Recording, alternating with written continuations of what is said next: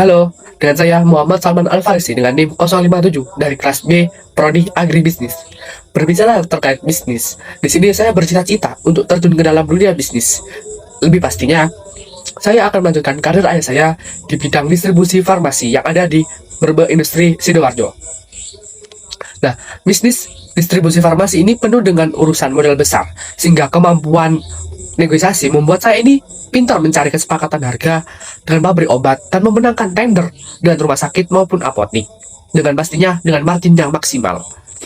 Lalu untuk advokasi sendiri juga tidak kalah penting karena bisnis farmasi ini kan diatur ketat oleh hukum pemerintah, sehingga kemampuan ini membuat saya itu lebih berwibawa, bertanggung jawab, dan pastinya dipercaya untuk mengurus terkait perizinan hingga BPOM. Dan pastinya saya ini nantinya bisa menjaga loyalitas jaringan beberapa mitra di kesehatan ini. Baik, selanjutnya yaitu Sadikas. Nah, kalau saya menjadi perwakilan dari petani lokal menghadapi Sadikas ini dengan rumus ide ya, untuk kita identifikasi, kita temukan dulu titik masalahnya. Diketahui bahwasanya investor ini kan ingin memutus pasokan bahan baku lokal demi hemat biaya, tapi ini malah merusak reputasi nama baik restoran dan menghilangkan daya tarik dari wisatawan.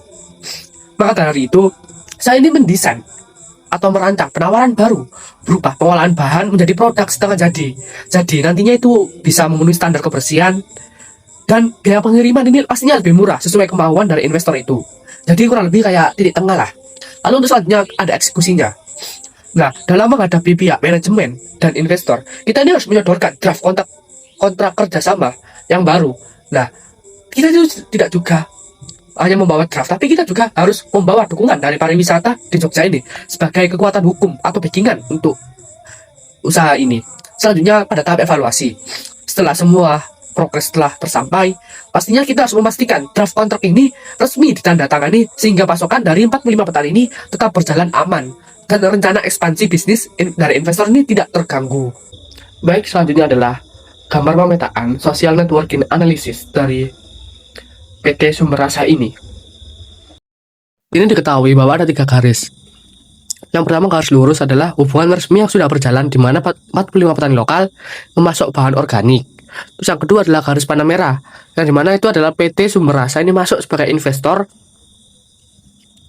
dengan modal 45 miliar dengan saham 60% yang menyetir arah bisnis restoran menuju ekspansi waralaba nasional.